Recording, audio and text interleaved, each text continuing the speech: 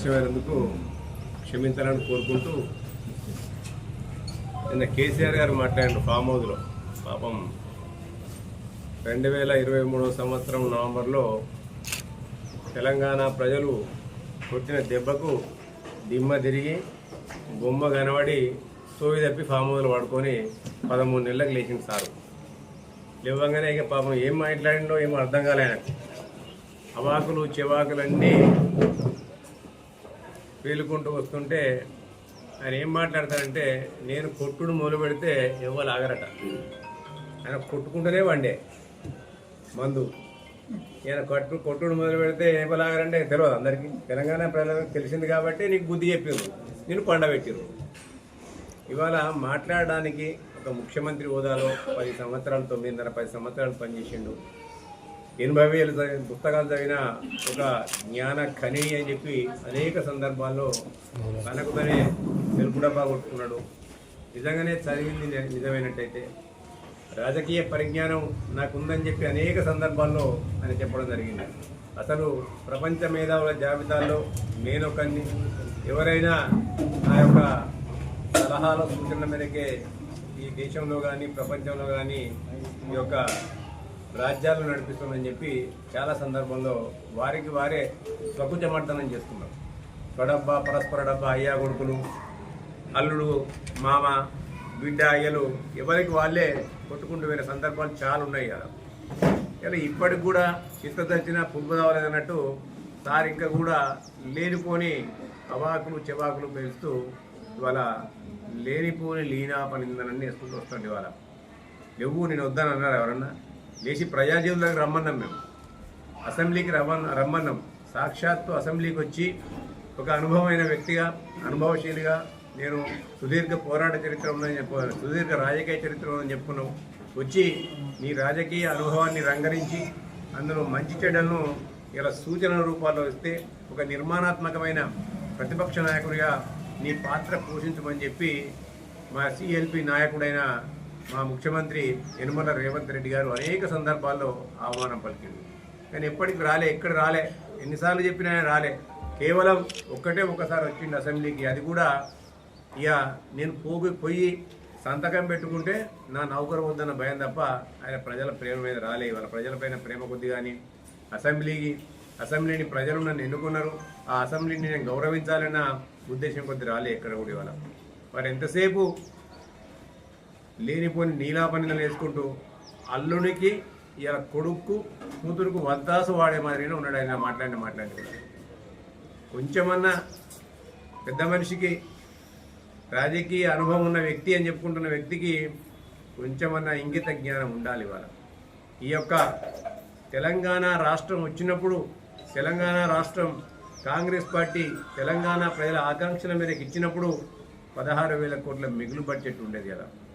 ఆ 16,000 మిగులు బడ్జెట్ను దొంగలుగా ఊదులు పంచుకున్నట్టు అయ్యో దిక్కు, కొడుకో దిక్కు, అల్లుడో దిక్కు, సడ్డకుని కొడుకో దిక్కు, బిడ్డో దిక్కు, ఇలా మనిషికో దిక్కు పంచుకొని తెలంగాణ ప్రాంతాన్ని అష్టదరిద్రంగా చేసింది ఇలా కేసీఆర్ కంపెనీ అండ్ కో. వాళ్ళ కుటుంబం అని వాళ్ళే తప్ప ఇంకొకరు కాదు. వాళ్ళ దేన్ని కూడా వదిలిపెట్టకుండా అవినీతికి తెరలు లేపి ఇలా ఇబ్బడి ముబ్బడిగా దోచుకొని తెలంగాణ రాష్ట్రాన్ని, తెలంగాణ వనరులను, తెలంగాణ ప్రజలను దోచుకొని వాళ్ళ 7 లక్షల కోట్ల అప్పుల ఊబిలోకి నెట్టిన ఘనత కేసీఆర్ది, ఆయన కుటుంబ సభ్యులది.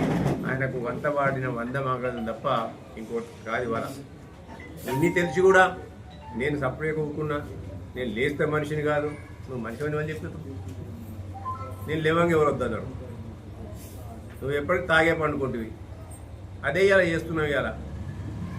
ఇలా ముసలి పుళ్ళు కానీ అవి కానీ గిట్లనే అంటే అట. నిన్న నేను చూసిన ఒకడ బాబా నర్సాపూర్ అడవులలో రాత్రిపూట లారీ గుద్దుకుంటే చింతపల్లి రోడ్డు మీద పడ్డది. దాన్ని కాపాడదామని చాలా మంది పోయినట. పోతే అప్పటికి కూడా పంజాయి సుడుతుందట, నేను పులినని చెప్పి నడుచుకోవడానికి. అంటే ఈ మనిషి కూడా ఇంకా కూడా అహంకారం చావాలి. నువ్వు కట్టిన కాళేశ్వరం, సంగమేశ్వర ఇవన్నీ ప్రాజెక్టులు ఏమైనా అడుగుతాడు. ఇలా నువ్వు కట్టిన కూలేశ్వరం ప్రాజెక్ట్ ఈ యొక్క అవినీతికి నిదర్శనంగా నిలిచి ఇలా సుందిల్లా, అన్నారం బ్యారేజీలు అన్నీ కూడా ఒక్కొక్కటిగా కూలిపోతుంటే గత ప్రభుత్వం అంటే దివంగత ముఖ్యమంత్రి వైఎస్ రాజశేఖర రెడ్డి గారి హయాంలో కాంగ్రెస్ పార్టీ హయాంలో కట్టిన శ్రీరామ్ సాగర్ ఎల్లంపల్లి నుంచి కాదా ఇవాళ వస్తున్న నీళ్ళు ఇవాళ నువ్వు కట్టిన ఇవాళ రంగనాయక సాగర్ కట్టినట్టున్నావు నువ్వు మల్లన్న సాగర్ కట్టినట్టున్నావు దోపిడికి ఆలవాలంగా ఉండాలి కాబట్టి ఆ నీళ్లు కూడా నింపింది మా కాంగ్రెస్ పార్టీ హయాంలో కట్టిన శ్రీరామ్ సాగర్ ఎల్లంపల్లి శ్రీపాద నుంచి కాదా అని చెప్పి నేను అడుగుతుంది ఇవాళ ఇంకా మాట్లాడతారు కేసీఆర్ గారు ఇవాళ వాళ్ళ పాప లేచి నిన్నమన్న వాళ్ళ పాప కేసీఆర్ గారు కూతురు లేచి బీసీ అని చెప్పి కొత్త రాగా పెట్టుకున్నారు కదా నిజంగానే కేసీఆర్ గారు బుద్ధిమంతుడు అన్నట్టయితే ఇలా అధ్యక్ష పదవో ఆఖరికి వర్కింగ్ ప్రెసిడెంటో ఎల్పీ లీడరో ఏదన్నా ఒక్కటన్నా బీసీలకు ఇచ్చిండ్రు అమెరియాల ఆ రోజు సమగ్ర సర్వేని పెడితివి సమగ్ర సర్వేని పెట్టి ఆ సమగ్ర సర్వేని ఏ ఒక్క జనానికి కూడా ఎవరికి కూడా చూపించకుండా నీ రాజకీయ అవసరాల కొరకు మాట్లాడుతున్నారు కదా బీసీ కులాలను మేము చేపడితే ఆ బీసీ కులాలలో నీ కుటుంబ సభ్యులు ఎవరు పాల్గొలే ఎందుకంటే బీసీలకు రాజ్యాధికారం వస్తే బీసీలు ఇలా వాళ్ళు మేల్కొంటే మీ యొక్క పిట్టకథలు కట్టుకథలు ఎవరు వినరని చెప్పి వాళ్ళు రాజ్యాధికారం కూడా పోరాడతారని చెప్పి ఇవాళ నీ యొక్క ఉచిత స్వభావం కొద్దీ ఎవరు కూడా పాల్గొల కేవలం ఇలా బీసీ రాగం ఎత్తుమని పంపించిన నీ కూతురు కవిత తప్ప ఇవాళ మళ్ళీ నీ బిడ్డను పంపిస్తేప్పుడు ఢిల్లీలో కల్లమ్మని టీఆర్ జైలుకు పోయిచ్చే అది వచ్చేలాగానే నీ కొడుకేమో ఈ కార్ రేసులో ఉండే కేరళ కూడా ఉంది కేరళ లిక్కర్ స్కామ్లో ఉందని చెప్పి పేపర్లు రాస్తున్నాయి నేను మొన్న అది తెర మీదకి రాగానే సార్కి మేలుకొచ్చింది ఇక మళ్ళీ బిడ్డను కాపాడుకోవాలని చెప్పి సార్కు మేలుకొచ్చి ఇలా కొత్త రాగం పరిగెత్తింది కదా అయ్యా కేసీఆర్ గారు నిజంగానే ఈ ప్రజల పట్ల నీకు ప్రేమ ఉన్నట్టయితే తెలంగాణ ప్రజల పట్ల ప్రేమ ఉన్నట్టయితే 10 సంవత్సరాల విధ్వంసం ఏదైతే నువ్వు చేసినావో అవినీతి అక్రమాలకు నిదర్శనం ఉంది అక్కడ నీ అవినీతి అక్రమానికి నిదర్శనం సాక్షాత్ నిదర్శనం అక్కడ అవుపడుతుంది ఇవాళ ఇన్ని సంవత్సరాలు ఈ దేశాన్ని రాష్ట్రాన్ని పరిపాలించిన కాంగ్రెస్ పార్టీ ఖాతాల్లో డబ్బులు ఉన్నాయి కానీ నీ 9.5 సంవత్సరాల పరిపాలనలో నీ బ్యాంకు బ్యాలెన్సు ఇలా నీ పార్టీ బ్యాంక్ బ్యాలెన్సు 1,160 కోట్లేమో చూపించింది ఇవాళ అంటే ఎన్ని అవినీతి అక్రమాలకు పాల్పడితే ఎన్ని క్విడ్ ప్రోకోలకు పాల్పడితే ఆ డబ్బులు ఎలక్షన్ బాణ రూపాలు కానీ అనేక రూపాలు కానీ వచ్చినాయో ఒక్కసారి ఇలా ఒక శ్వేతపత్రం విడుదల చేయమని చెప్పి నేను డిమాండ్ చేస్తున్నా ఆ డబ్బులు ఎట్లొచ్చినాయి ఏ నుంచి వచ్చినాయి ఏం పని ఎవరికి చేసి పెట్టి వచ్చినాయి ఇలా మళ్ళా కాంగ్రెస్ పార్టీకి ఇంతవరకు ఇన్ని సంవత్సరాలు కాంగ్రెస్ పార్టీ రాష్ట్రాన్ని పరిపాలించింది దేశాన్ని పరిపాలించింది ఈ రాష్ట్రంలో ఇంతవరకు మాకు హైదరాబాద్లో పార్టీ ఆఫీస్ లేదు మేము నడిపిస్తున్న గాంధీ భవన్ ఇప్పటికి ఇంకా లీజు మీద తీసుకున్నది ఇంకా మేము నీవేమో హైదరాబాద్లోనే కాదు ప్రతి జిల్లాల్లో కూడా ఇవాళ తెలంగాణ భవన్ల పేరిట నువ్వు అన్నీ కూడా భవనాలు నిర్మించుకొని ఇవాళ నీ అహంకారపూరితమైన నియంత్రణపూరితమైన అవినీతి పరిపాలనకు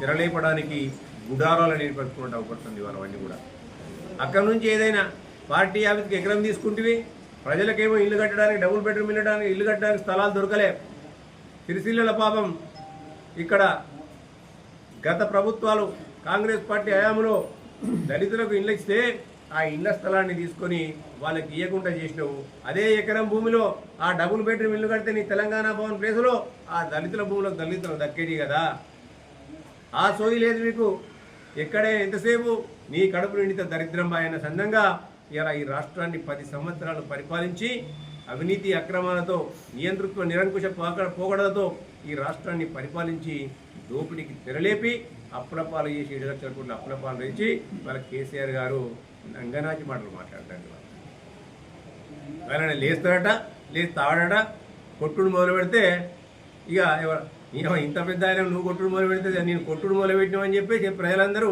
ఓడితో నిన్ను కట్టి ఇలా పంట పెట్టారు ఇవాళ ఆ దెబ్బకి ఇంకా కోరుకోనే పోతే ఇవాళ మళ్ళీ వచ్చి అనవసరంగా ఎందుకు మాట్లాడేవన్నీ ఒక పెద్ద మనిషిగా కేసీఆర్ గారు ఎందుకంటే సుదీర్ఘమైన రాజకీయ అనుభవం ఉన్న వ్యక్తి ఎవరు ఏమన్నా కాదన్నా సుదీర్ఘమైన రాజకీయ అనుభవం ఉన్న వ్యక్తి ఒక నిర్మాణాత్మకమైన ప్రతిపక్ష పాత్ర పోషించాలి ఏదో ఊకదంపుడు ఉపన్యాసాలు ఆడికి వచ్చిన వాళ్ళ దగ్గరికి ఇలా పిట్ట కథలు కట్టు కథలు ఇలా పిట్ట కథల కథలు చెప్పుడు పద్ధతి కాదు వాళ్ళు ఏదో నీ యొక్క ఉనికిని కాపాడుకోవడం కొరకు ఇలాంటి పిచ్చి ప్రేరేపణ చేస్తే తెలంగాణ ప్రజలందరూ కూడా గమనిస్తుండ్రు.